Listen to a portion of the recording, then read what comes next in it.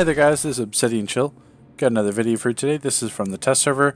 With the introduction of the new artifacts with the live stream yesterday, I wanted to go through and kind of break down each artifact individually in depth so you had an idea of as much as we know right now in terms of testing, in terms of stats, what they do, are they going to be worth it, my reviews on them. So basically, we'll start off with the basics. Once you log on, well, obviously on test server, but once you log on to live, there's going to be 4 journal missions, and those are going to be tied to the artifacts themselves. That's how you earn them. They're all going to be level 10 because you can earn them in the event as well, so you don't have to do them in a max raid or anything like that. Basically, you have to queue the Crown of Thorns. That gets you the Orb of Arion, which is the healer artifact. The Manacles of Force, which is from the Throne raid. That's the tank one. Dead King Scepter, that's from the solo, and that is the Orbital Strike utility belt trinket, or artifact, sorry. And then the Eye of the Gemini, which is done from the alert, that's going to be your supercharged one. So that's where you earn each one. Once you complete the solo, the alert, whatever, you just go to your journal and click complete, and you'll have the artifact in your inventory. And then if you delete it or whatever in the future, you can just buy it again for 25 marks of victory. Okay, so we've got the next artifact. This is going to be the Dead King Scepter. This is what you get from completing the solo. Once you complete the solo, it also costs 25 marks of victory. The bonus here is King's Wrath, pulses with the destructive magic of the Dead King Atlan, empowering your orbital strike. Reduces the cooldown of the orbital strike by 25%, reduces the cooldown of your utility belt, essentially, by 10%, and orbital strike increased damage by 20%. This is at rank 160. The main differences are at rank 80, you only get a cooldown reduction of 25% on your orbital strike. At rank 140, you get the reduced orbital strike cooldown and you get the utility belt cooldown by 10%. And at 160, you get the reduced cooldown, the reduced cooldown utility belt, and you get the orbital strike 20% increased damage. So that's basically how the rank tiers work. In terms of the stats, as you can see there, we'll get into more detailed information here while I pop over to the Excel document.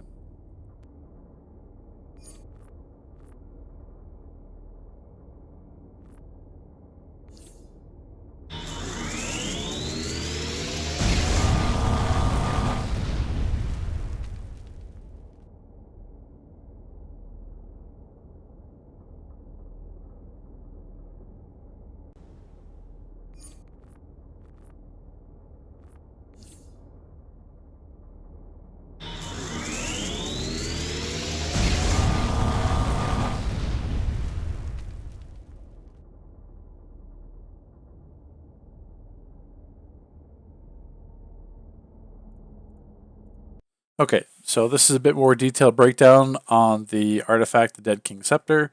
Essentially, like I said before, the 80, 140, 160 breakthroughs. I think I said 25%. It's actually 15 at 80, and then the 25 and 10 at 140, and 160, you get all 3 of them. The base stats at 160, 3181 health, 3340 power, 381 might. That's the same stats as the Scrap the Soul Cloak. So in terms of the actual bonuses, let's delve into a bit more here. So the trinket cooldowns, that's the utility belt cooldown. So without the artifact, your damage pet's 120 seconds. Same thing as your damage trinket, or your the trinket you get every single DLC, basically the gear trinket. Supply drop is at 300 seconds, and orbital strike is at 210. So with the artifact at 140, so you can have the artifact at 140 and 160 for these trinket cooldowns. It turns your pet into 108 seconds. Same with your trinket. Your supply drops becomes 270 seconds. And your orbital strike goes to 157, which is a pretty good jump because of that 25% reduction. That's pretty quick. In terms of the damage, this would be only at 160 that you get the 20% damage. On 3 targets, your old orbital strike, it doesn't matter. It's always the same ticks. Doesn't matter. Like this is going to change slightly if you have like the mercenary orbital strike that works, that doesn't increase 10% damage, and the other stats in like Age of Justice content, the Zeus trinket in GOM and Olympus, stuff like that. So that doesn't account for those those orbital strike bonuses in that specific content. This is just going to be your generic orbital strike on your sparring target dummies. Each tick's going to be 22,000, so on 3 targets is 330,000, and 8 targets is 880,000. That's always the same. Obviously, orbital strikes ticks can't crit. And then with the artifact, 3 targets is 396,000, and 8 targets turns to 1,056,000 damage.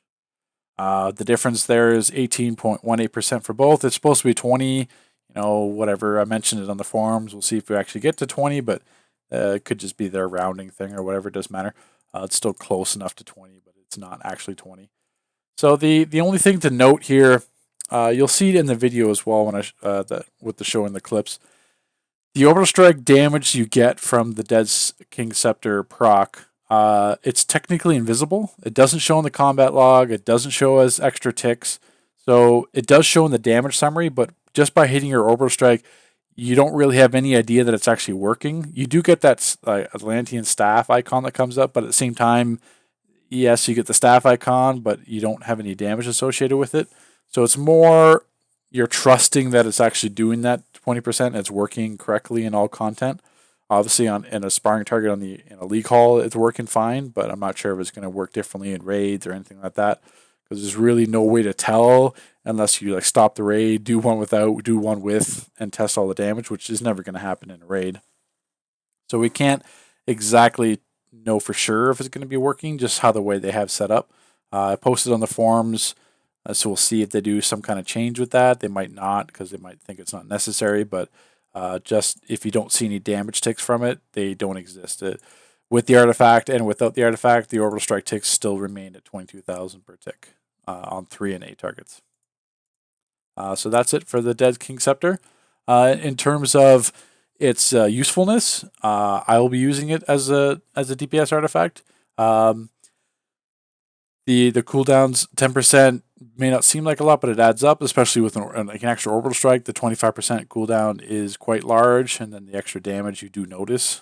That's a pretty big jump from 880,000 to over 1 million damage for an orbital strike. So it's certainly worth it compared to artifacts that Might DPS had before.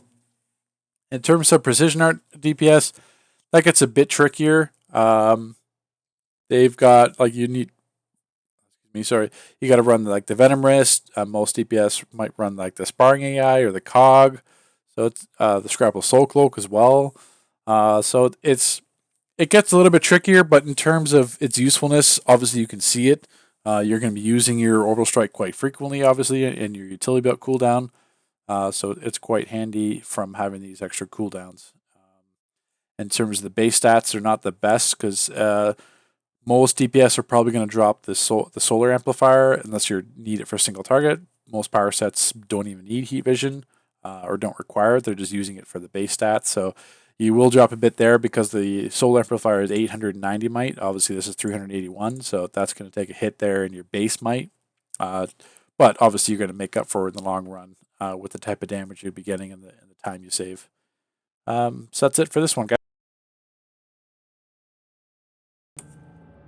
Okay, so in terms of the Eye of the Gemini artifact, in terms of the ranking, 80, 120, 140, 160, etc. for the buffs.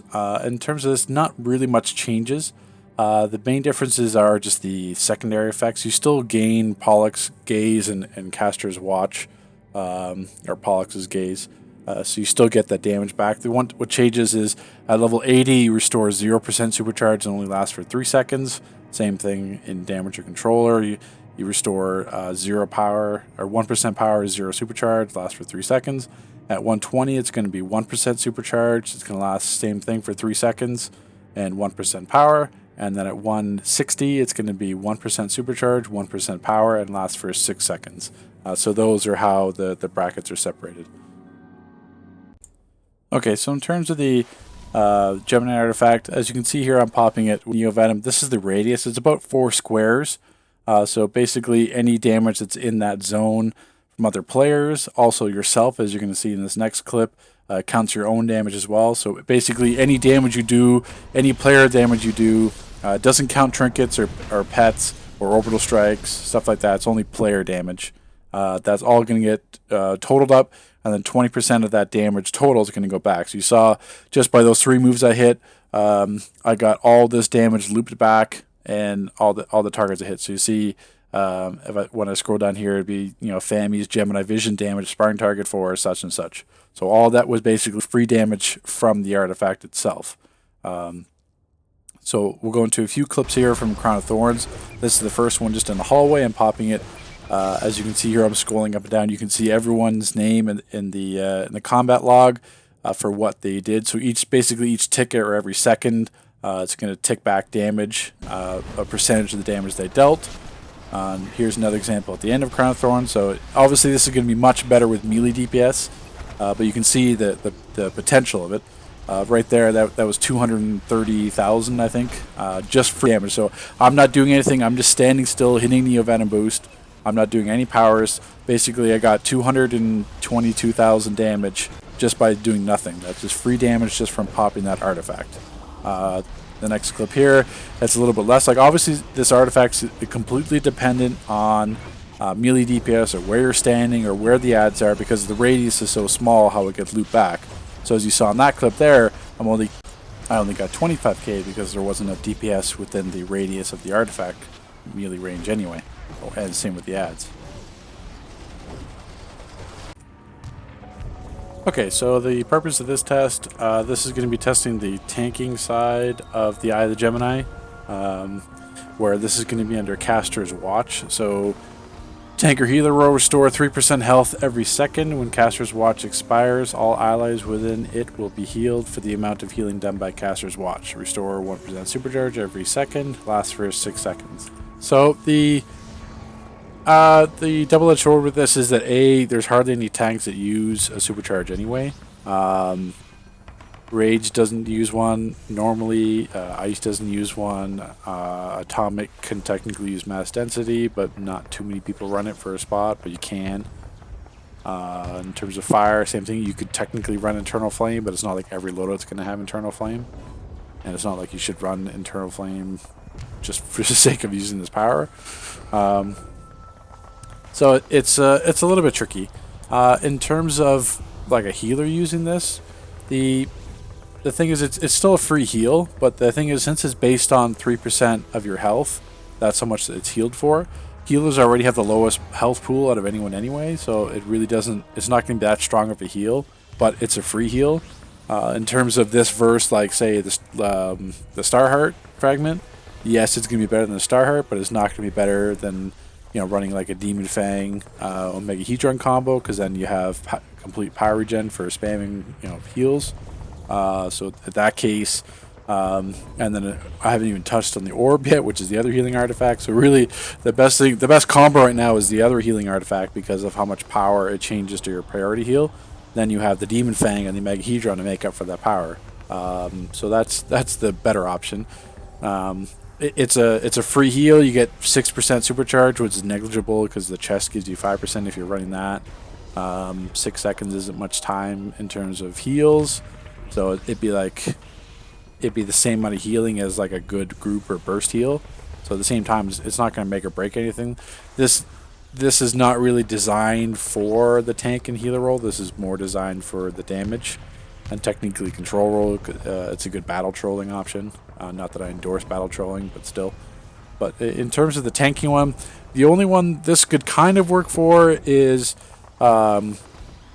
a lot of tank power sets like Rage, Fire, stuff like that. They have the ability to run dash attack, which is that 25% supercharge. That's nice because that would proc it. That's a shield. You get a little bit of healing back, especially with like Rage and Fire, where your health pool is over 100,000. This healing artifact is going to be nice a bit then because it's 3% of 100,000 that you get. So that's tested here. But right now, don't really focus this one on the Caster's Watch. That's the weaker side of it. This is much more for Pollux's Gaze, and there's much better third option to run for your healer artifact combo, which we'll get to when I talk about the orb. So we'll kind of give an example here. We'll get low in health, and then we will proc a supercharge. Because the other thing too is like you're not using a supercharge that often as tank, and if you're using a supercharge, it's usually a shield. So you don't necessarily need a bunch of healing, and you're going to get healing back from the healer. Oh, this might take a while because my CR. We gotta drop some stuff.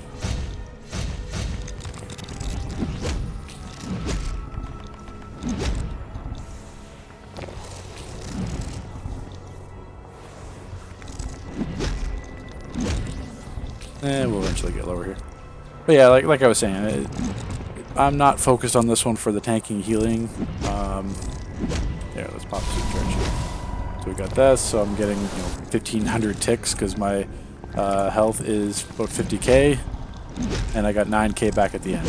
So, did that actually show? Did not show my healing in. But it basically, yeah, so the Caster's Watch gave me, let's pop shield, 17,892 healing.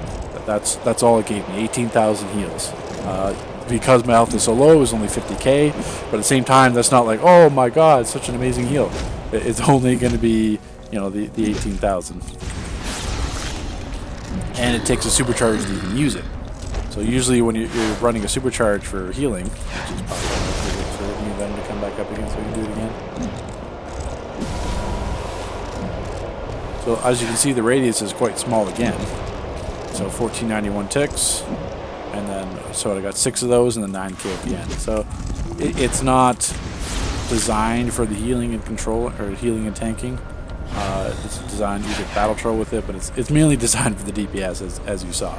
This is just like a secondary effect, but I wouldn't. Oh, he's still chasing me.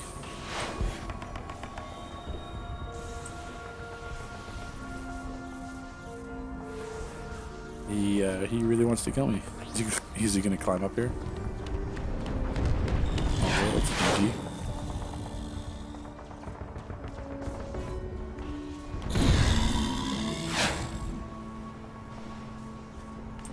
Okay.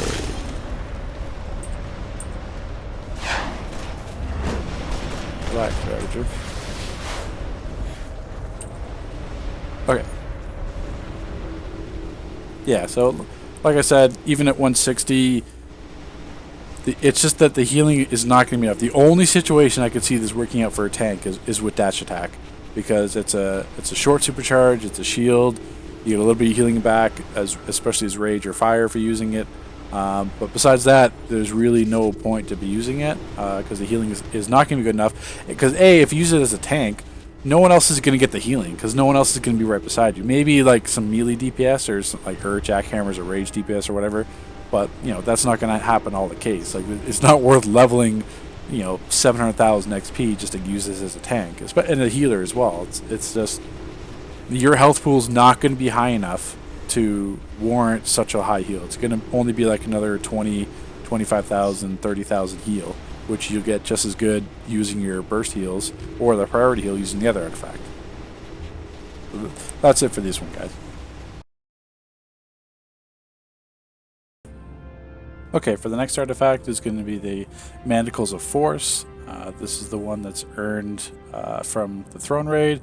Unshakable, capable of blunting the strongest attacks. These manacles put you into an unshakable state for 3-5 seconds when your attack damages you for at least 25% of your health, absorbs 2% incoming damage, yada yada yada. So the main difference between 80, 120, and 160 here, as you saw, the unshakable state for 3 seconds at 80, 3 seconds at 120, and 5 seconds at 160, and then basically absorbs 50% incoming damage and reapplies it for the same thing. 3 seconds at 80, 3 seconds at 120, 5 seconds at 160, and the cooldown is 30 seconds at 80 and 120, and 25 at 160. And then your shield cooldowns are reduced by 10% at each level once you get to 80 and start to rank all the bonuses. Okay, so let's see if I can get this to proc on Doomsday and not die. So the Manacles of Force, basically, if you take 25% of your maximum health as a hit all at once, stay over there. Yes, like I was saying, if you take 25% of your max HP at once, basically like your health chunks, basically you become unshakable for 3 or 5 seconds depending on your rank, but 5 seconds at rank 160, and then after that you absorb 50% of all incoming damage, and that damage that you absorb is dealt to you over time. That's what it means by reapplies over the next 5 seconds. So it's dealt to you over damage ticks over time, so it's much more manageable to shield through or to heal through. So you're not, if your health chunks, it's not like you're guaranteed death. You can go back to it. So the animation is these golden bracelets appear in your hands. So let's kind of see if we can get that to proc here. Yes, you see they're up right now on my hand, so I'm unshakable. and then the damage that I would have taken since then was dealt over time to me, so we can kind of, it's not going to proc again, but instead of taking like, you know, the 28, 30k at once, that you just saw that way, I took 2 hits and I almost instantly died. The first time I took the hits, I was able to survive the subsequent hits because they were spread out over those damage over times. So it's something that obviously the cooldown of it is, let's see, get out of the way here so I don't die again. So the cooldown of it is quite long. It's 30 seconds at rank 80 and 120, and 25 seconds at rank 160. So it's not like you can always depend on it. It's probably about the same, you know, cooldown of Amazon Deflection basically, but it's still a free shield and a free help. So if you're, especially if you're like an ice tank or like a fire tank, not so much with Earth how their absorption works, but it's still possible. But it's really helpful for, like, especially as a fire tank, your health is going to dip a lot. It's just how fire tanks work with the healing. So you're going to get this to proc, you know, pretty much every single time as fire, which is nice because any of the large damage you're going to take being absorbed, you can easily cover that with your own heal over times or the healer over those next 5 seconds. So it makes it really nice for fire tanks. It has a nice synergy with that, as well as ice tanks as well. Because ice tanks, if you don't have your shield or you miss your cooldown basically with the shields or your rotation, you're still going to chunk health as ice. Because ice is more reactionary, so it's if you miss the absorption, you just took a 50, 60k hit as ice, babe, boom, now that's chunked. Now the damage absorption kicks in, and you can easily shield through that. Plus, with the Resolute, all the shield cooldowns are reduced by 10%, which helps ice as well, because we're running, you know, pretty much every shield. Reflector is going to be shield, Hard Light shield, Winter Ward, stuff like that. So we have more of cooldown where, like, Rage is really only running Redirected Rage. Sometimes they're on Hard Light, so basically it's 2 shields for Rage. Fire is really 1 shield. There's not too many cases where you'd run Hard Light shield as well, because there's better moves. Atomic's not going to really have a shield.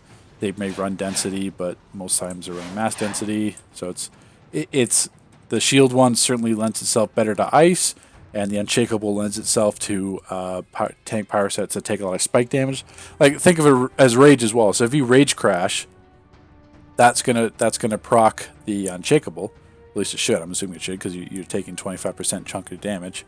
I can double check that later, but for now, let's assume it does proc. So that's basically any damage you take after your Rage Crash, instead of dying because you're low health, you have 50% damage absorption, and you have the damage ticks coming slower, and then once you back into severe punishment, your healing back will cover those ticks of damage you take back. So this is a very handy tank artifact, certainly better than the other ones we have right now. So if you're running like the Lazarus Pit Water, drop that. You could technically even drop the Sparring AI for this. The Sparring AI hardly ever procs. It is so hard to proc the Sparring AI. Plus, half the time the immunity control effects don't even work. Like, there's plenty of times where I've got it to proc and then got it controlled or stunned or something like 2 seconds later, where it should be 5 seconds of immunity. So the Distal Refractor is still very good. This one I would put as maybe 1A, 1 or 2B or whatever for artifacts. You can ditch the Sparring AI, you can ditch the Distal, you can ditch the Lazarus Pit Water, whatever other tank one you're running. But this is a very good tank artifact, that's for sure.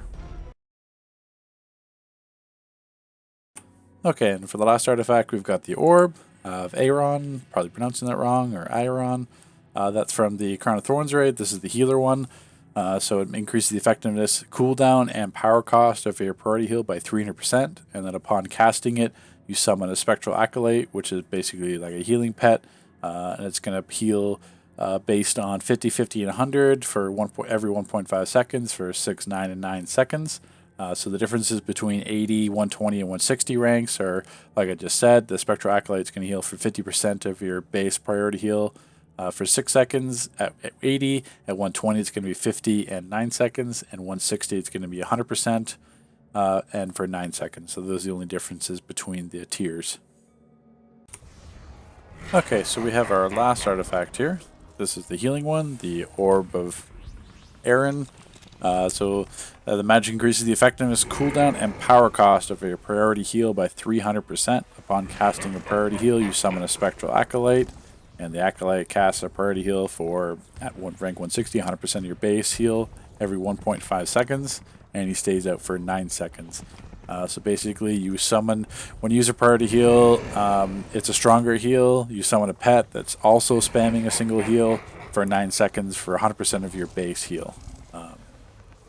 I'm not going to worry about doing the individual calculations for the base of a priority heal because it's going to change for each person. But essentially, if you're healing, you understand what that means. The main advantage here, specifically as nature, water, I think that's it. I think it's just nature and water. The nature and water have the ability, well, not so much water because then you need to be in high tide. There's not many water healers run high tide at all. But nature especially is really easy. The priority heal has bonus PI. So basically if there's pheromones on the target, Blossom already does additional healing. So now I've got Blossom being buffed by this artifact and the pheromone buff. So basically it's going to turn into a giant priority heal, as well as summoning the pet. In terms of other power sets, obviously that just won't be as effective. I should note as well is, let's take off this artifact for a moment. We'll go down to Blossom. Blossom, 0.5 second cooldown, 250 power cost, which is about 5,330 power cost towards my power pool, which is sitting at 42,487 at this point on test. So now if I equip the orb, if we go back into Blossom, because of that 300% increase, and it changes it to 1.5 second cooldown, power cost is now 750, which is 15,990 power. So basically 16,000 power of your pool is going to be used for your priority heal each time that you use it. So this is if you have this artifact, it's very easy to get into a dangerous position because you could spam through your entire power bar in probably about 3 moves. So I'm sure the healer and the troller, I'm sure the troller is not going to appreciate that. But at the same time, in terms of effectiveness, so basically we'll do a little test here with no artifact on. This will just be a base Blossom, no pheromones. Let's see if I can just take some damage without dying here.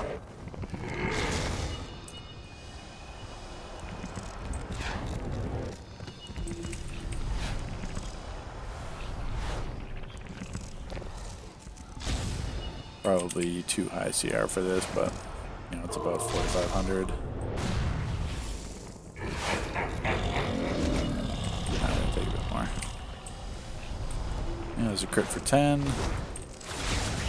46. This seems to be the base. 9k, 10k crits. 48.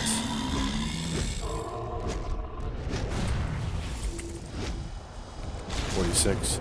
So now I'm going to put pheromones up.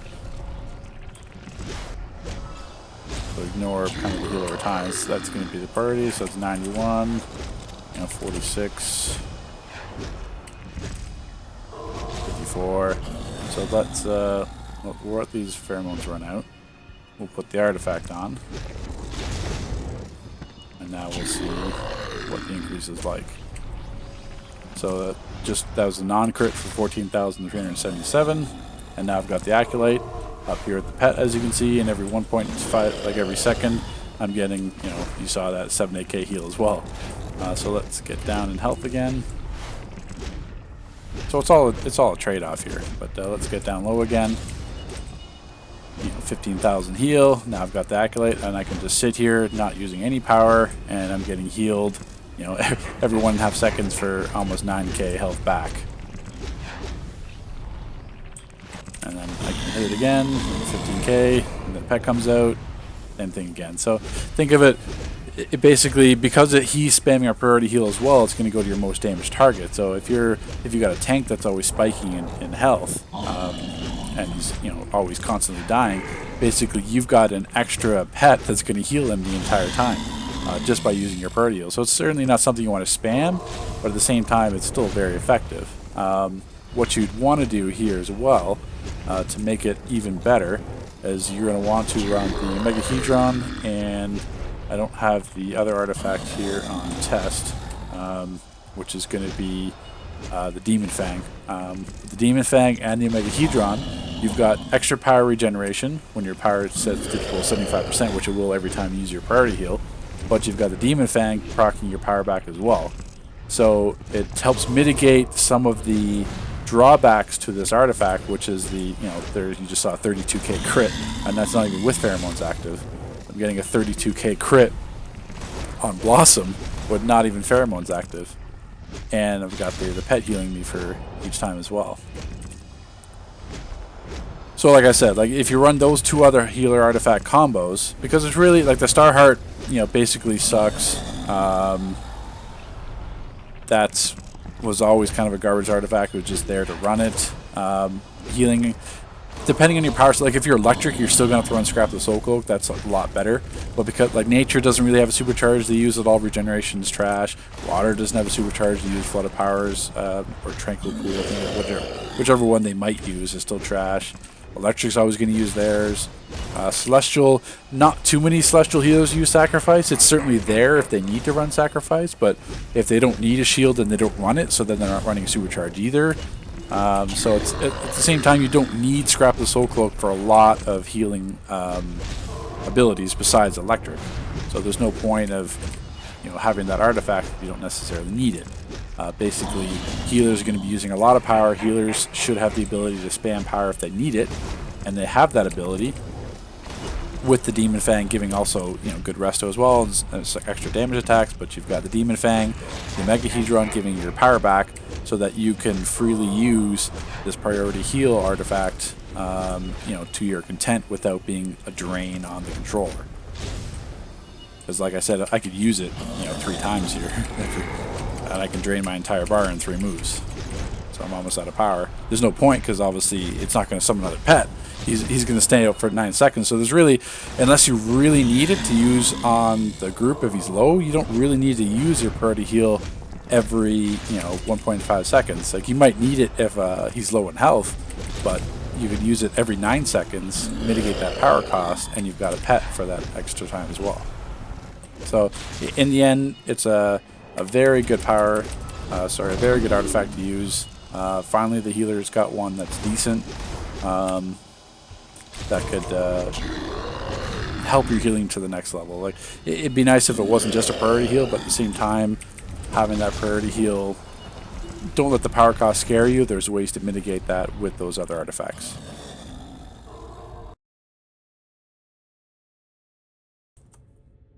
Okay, so for my final impressions of the artifacts, the Eye of the Gemini, the Dead King Scepter, Manacles of Force, and the Orb of Arion. These are actually some really nice artifacts. I can't complain with the approach they took. They could have done like some dumb artifacts like the first ones that came out that was just all the health buffs. But they took them, they put some thought into creating some unique artifacts that has some really good balance. Like the Eye of the Gemini is very powerful. It's going to be great for DPS, but only in certain situations. If it's all range DPS, you're going to be out of range of the Pollux Gaze anyway, so then you're not getting that damage loop. Of course, if it's going to be all like Gadget's Rage and Earth DPS melee, you're going to get like 500,000 to 1 million DPS out of that artifact probably for that 6-second proc, depending on what they're doing. So it has the potential to be very powerful, but like you saw in my video clip, it also has the potential to only give you like 20-30k damage. So it's balanced in its own sense that it's very powerful, but only in certain situations, and it's going to be up to the player to maximize that ability. So it's balanced in its own sense. It's going to be OP in certain cases, and it's going to be not OP in others. And you have to think about what artifact you're going to drop because of the might loss compared to the solar amplifier. Dead King Scepter is also a very handy utility artifact. Orbital strike reduction. The damage is also a noticeable increase. The cooldown reduction, yeah, it's helpful for the other stuff, but once again, it's not going to make or break you, especially with the combat pet. Summoning a Boo, 12 seconds or whatever faster. You still got to take the time to summon it, so it might be a damage loss in those cases. Henchmen suck in damage anyway, so once again, it's a great utility trinket. Like I said, you've got to pick out. You've got to, are you going to drop the Tetra for the buff? Are you going to drop the Soul Amplifier for single target heat vision, or the Might buff itself? So you got some choices to make. In terms of the Manacles of Force, That's a necessity for all tanks because there wasn't really any great tank artifacts anyway. The only good ones are Distal Refractor and the Manacles of Force now. So if you're a tank, definitely pick this one up. It's going to be great. And in terms of healing, like I said, this is going to be the go-to combination for healing now. You're going to take the Orb, the Omegahedron, and the Demon Fang. That's going to be the best 3 combos you have for healing, unless you're electric, and then you got to take Scrap of the Soul Cloak and then figure out which one you want to drop. Maybe you drop Omegahedron and take the Demon Fang for the extra resto. But in terms of myself, I'm going to be running the Soul Cloak, I'm going to be running the Eye of the Gemini, and I'm going to be running the Dead King Scepter. Most players have the Tetrahedron in some case or another. It's one of the first artifacts. Not everyone's going to have 6 or 7, 9 artifacts or whatever on live server. So I have a good chance of running into another Might DPS running the Tetrahedron. I don't need the Solar Amplifier unless some certain single target cases, so I will run the Solar Amplifier for that.